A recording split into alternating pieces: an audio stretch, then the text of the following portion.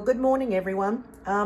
This morning I just needed to dye a piece of fabric for a new project that I have that I've been wanting to work on, and quite a while ago I used to dye all my fabric and I stopped doing it for a while, but now I just thought I would show you what to do to get a two-tone speckled or whatever you say piece of fabric. Before I have done that this morning, I got up and I made myself a nice cuppa, and I often drink in the morning this, which is called Pero. I don't drink coffee, so I drink this Pero, but my most favorite thing that I put in my Pero that it makes it delicious is, because I don't drink regular milk, I drink almond milk or coconut milk, is this Nut Pods creamer, hazelnut flavor. It's almond and coconut creamer. It's kind of expensive. It's like $4 something for this little container, but I get quite a few days. I probably get a week or more out of it. And that's what I put in my hot drinks in the morning. Also this morning, I am having an apple, and just a couple of days ago, I made some carrot cake muffins. Maybe later on, I might put that recipe on my Instagram account and you guys can look at it. Funny because I don't like frosting, even cream cheese frosting. I normally don't frost any of my cakes because I don't like all the sweetness, but I might give you these recipes and I have an apple. So while I'm sitting there snacking and making this, I will show you what I'm doing to dye this fabric. Also in the mornings, if I don't have like anything like the carrot cake muffins, because I don't normally eat a lot of cakes and stuff, I often have this, which is put out by Yoplait, I think. Yep. Which is a coconut dairy alternative. And I really like that, and I put some almonds, raw almonds in with my yogurt. Why I like these as well is I actually get a chance to keep the little jars. And this is, I'm going to use this in my dyeing process. So they come in a little jar, no lid, and I often don't keep a huge amount, but every now and then I save some and use them for different projects. And they're great for the perfect amount to add the dye that you need into this fabric. So just thought I'd give you show you what I eat in the morning at the same time. I won't show you what's hiding over here that my mother-in-law sent me though. For she made us some slippers, and she sent my husband and myself some of these Cadbury's cream egg cookies. That's not the healthy one. But yeah, so I'll eat them later. They'll probably last ages because I don't eat a lot of chocolate as well. Anyway, so what I'm going to do this morning, I grabbed a piece of this, which is the 28 Even Weave Monaco, the antique white. You can get white, but this one was the antique white, and they come in the tubes like this. I know you can get them from the Fat Quarter shop, and I know you can get them from Michael's, and does Joanne have them? Yes, Joanne sometimes has them. I bought a whole bunch from the Fat Quarter shop when they had a sale for like $5 or $6 a tube. So I do have some white ones in that. And the antique, the project that I'm doing, going to be working on, needs to be a little bit more darker. So I thought I'd try to dye some. I have tea and coffee dyed before, but this morning I'm going to do with the Rick color. Now I've got the two different colors here that I'm using. I'm using just the tan first, and then I'll try to do some mottling with the dark brown. So I'll show you what I actually do. So I'll give this one a good shake. I got a pan of water, and I put it on the stove, and I just heated it up a little bit so it's kind of like lukewarm. Let me see, yep. And I filled a plastic bowl. How far is it up? It doesn't have any measurements. Probably a quarter. I'll probably have to add some more because I'll, depends on how much the fabric is submerged in it. I'll use this little plastic cup after when I'm going to do the second color. So that's a lukewarm water. What I've done, I've come to the sink and I've got my fabric, and I've wet it all first to make it a lot more softer, and it's already wet. Oops, I'm not putting it in there yet, sorry. I've got to put the dye in here first. So give this a good shake. See if I've got I've got a couple of whisks. I might use this one here. And I'm just going to give it a good shake to make sure everything's in there. And I'll probably put just a a capful first, just to see how that will come out, if that will be enough, because I don't want it too dark actually. So as you can see, it's kind of quite dark in probably a quarter of a container. So I'll just give it a little swirl around here like this with an old whisk. I've got a few whisks, so this is kind of an old one. And I'm just going to take a little look, see how it's quite clear through. You can see I'll probably add another capful in that amount, because I don't want it to be real clear like that. So I'm going to put another capful, so maybe 2 capfuls. I just kind of, there's no recipe for mine when I do this. I might just shake that in there. I just kind of look at it and think, oh yeah, I think that might be good. So I'll give that another little whisk around. If it's too dark, I'll use it on another project. So I pick it up now. See how it's a little bit more darker? It looks like a very weak version of coffee. So that's probably how I'll use it. And then, so what I'll do to try and colour fast it, I just get some, I'm just using this Morton sea salt. I just put, I don't know, what is it, a teaspoon or a little bit more than a teaspoon in there. And it's the fine one. I try and use the fine one because I just think it dissolves better in the hot water, the warm water I should say. And, you know, I'm only doing 1 piece of fabric. If I was doing a whole bunch more, I might do more salt. So now, like I said before, I've wet the fabric so it's fully saturated. And then I'm just going to try and open it up a little bit and then place it in there so there's not too many folds. Now, I normally use a wooden spoon. Let me just grab one. I haven't forgot to grab one. I have quite a few wooden spoons, so I'm just going to push this down in there.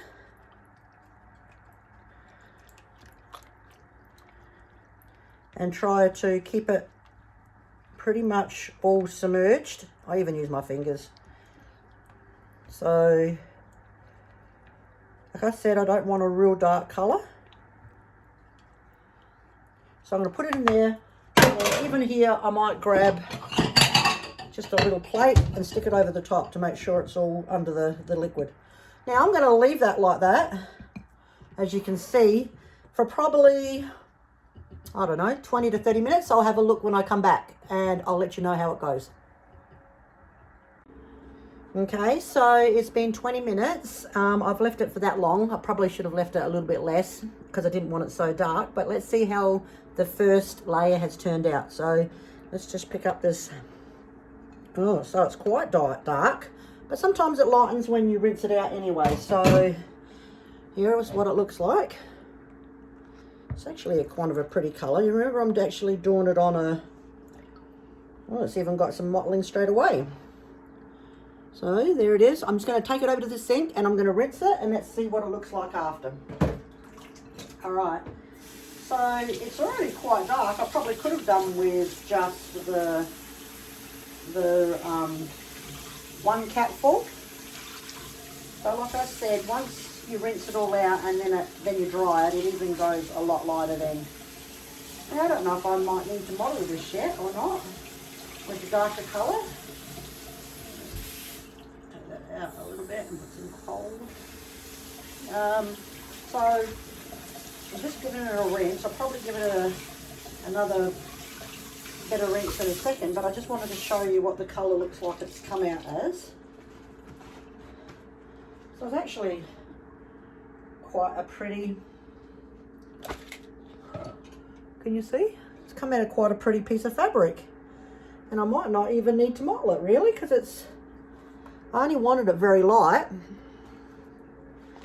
But you know what? Since I'm actually showing you, I'm going to show you what I do to model it. Okay, so I'm going to take it back and just rinse it for a few minutes and then I will come back with you again. Hold on. Now, I'll let you know that all this dye that I have right here that's left over, I buy these little plastic bottles from Hobby Lobby and I actually keep them for when I do another project. So I don't throw it away and don't waste it because it's still absolutely fine. I've never had any problems reusing it. So I'm going to give it a good squeeze. Going to have to serge around the outside of this. Let me just kind of show you, let me move this, what it looks like. Can you see? Probably light behind, but it does already have some mottling in it. But I'm going to show you what I normally do. So the part 2 that I normally do, I get my fabric that I want the second colour in. Take off some of these threads so you don't have lines across your fabric when you're doing it. So if you've got any of these little hanging threads, take them off. And because I've had one time before, not very often, where I've had a piece of string and it's just been a white piece across the fabric. So I've taken that all off. Whoops, one more here. And so then I kind of scrunch it up in a nice, I got this little plastic container. It's only a small one, it's only a 4 cup. And I bought it specifically when I dye. And I just crunch it all up and I place it in this. And I push it all the way down. Like that. So then I've got my warm hot water. Oh, I might have to just add a little bit. Oh no, it's okay, I think. And I got one of these little glass jars. I fill it nearly to the top of the warm water. And because this has got quite a bit of mottling, I'm going to only add a little tiny bit of the brown. Not, whoops, needs to be shaken up a bit more. So as you can see, I've scrunched it down. It's now the size of like 2 cups. It's a good size.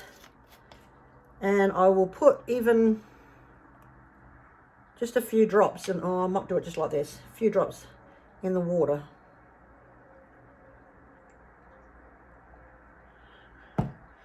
And get my little trusty little wooden spoon and give it a bit of a stir.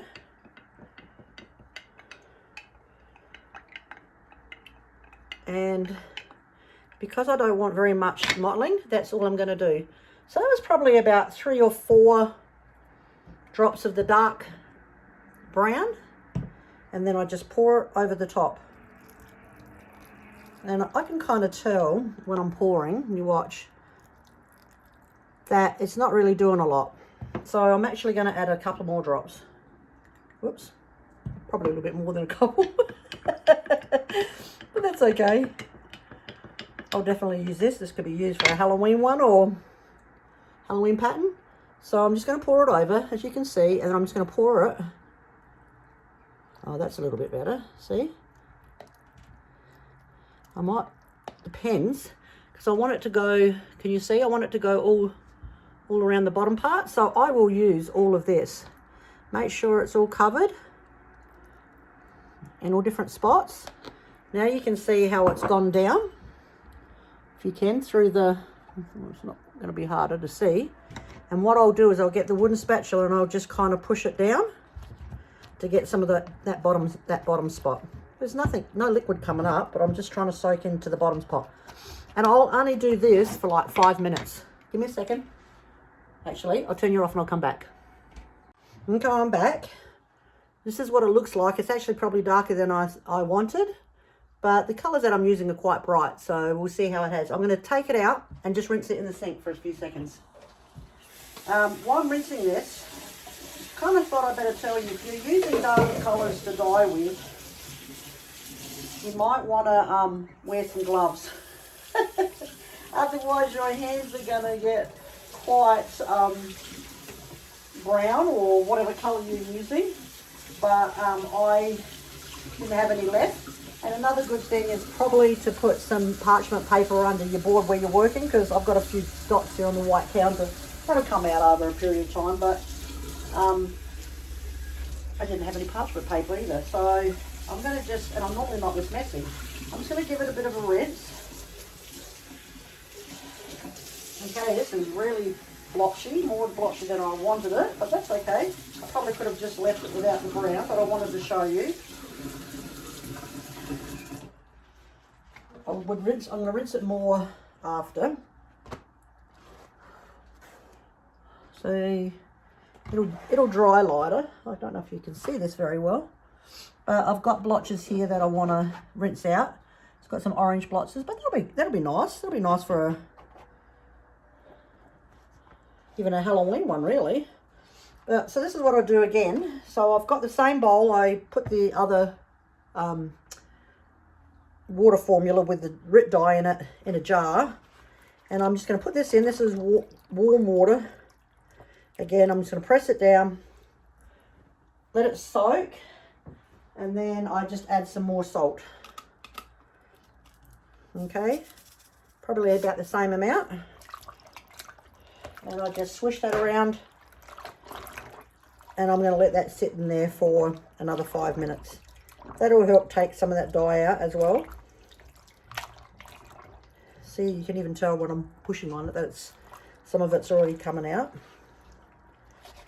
I just kind of lightly, don't want to do it hard. If I've got any little dots that are a little bit darker, get your finger and just rub them. That's what I do anyway. Or if it's like little dots, see I've got one there. I just kind of see if I can move it around a bit. I'm just going to put that in there. I'm going to let it soak for another 5 minutes. Give me a second. Now it's been in there another 5 minutes. I don't wash my projects after I stitch, so I am not real worried about running of dyes or floss or anything like that. So I know a lot of people do. The only time I do is if I get a mark on it when I'm stitching, and I'll try and get it off as best as I can. So that's been in there 5 minutes, and I'm just kind of still pushing it around, help with the salt. Now I'm going to take this out and we'll see what it looks like. Let me give it another quick rinse. Now I'm rinsing in cold, very cool, like very, very light water. Not really cool, but just, and I'm going to give it a good rinse real quick here. Let's just see how much more comes out when I add a bowl. Hold on. I'm just going to, it's not as hard as I'm probably seeming making out, I think. So it's clear water. I'm going to see how much will still come out when I just squeeze it like this, if any much comes out. So then I can tell, which instead of just rinsing, if I've done enough really. It's actually quite a pretty antique colour. This would look nice with it on a sampler. Which one of my new designs that I'm stitching on this has got some alphabet on it, so I might still keep it anyway. Okay, as you can tell, it's pretty clear. So I've done enough now. Let me give it a little bit of a, let's see what it looks like. Okay, so this is what I've got. It's hard to see if I stay behind it. So there is the dark brown, kind of looks a little bit purple. We'll see how much, what it looks like when it dries, and then we'll go from there. I could use a really cute Halloween on this one, but I'll let it dry and then we'll see what it looks like. These are the colours that I was going to use on it. So as you can see, they're very, some bright oranges and blues there. So that still might look all right anyway. Let me go and take you with me and show you what I do here. So I'm just going to take this here with me, and I've just set up a towel on my wash machine, and I just hang it here. Let me just give it for a few seconds and I'll show you what I do. So it just lets it drip. I just got a couple of these Wonder Clips and I just let it hang here for the rest of the day. Now I might sometimes even put it in the dryer for a little bit, but not very much because it can shrink the holes on it. So it's just hanging there up on with some Wonder Clips, and we'll see how it goes. Could probably squeeze it out a little bit more anyway. I'll show you the end result when I come back. Okay. Okay, I'm back for the last time. Now it's dried and I've just roughly ironed it. I haven't done it perfectly, but this has come out quite a pretty colour. With the tan, if I just left the tan, that would have probably been perfect for the project that I wanted. But I wanted to show you how I use the two colours. And this has come out like, even though it's a dark brown colour in the bottle, the Rip bottle, it's come out like a purpley colour. And I'll show you. And the mottling and everything is quite pretty. Now that's the one side. The other side is a lot more. You know, you could use a Halloween project or some flowers. So that one's a lot more. I really like this side. And I found the perfect project that I'm actually going to do on it. I'm actually going to do this Lizzie Kate Time for God. And if you look closely, that fabric is like kind of the same colour as the tan that I got here. But they've got pink and stuff around some of the lettering. And I reckon that would go really, really cute on there. So what do you think? I really like it. Now these were the colours that I was going to use for the project. I'll just throw them in there. Okay, so I mean I could probably still do it on that, but I just didn't want such dark spots on it on the project that I'm doing. So it's no waste of time. You can always find a project to put on the fabric if you mess up a little bit. So that's what I do to dye. Now I'm going to be probably dyeing a few more pieces as well later. So I'll show you then what I do with those ones. Have a good week, guys. Bye.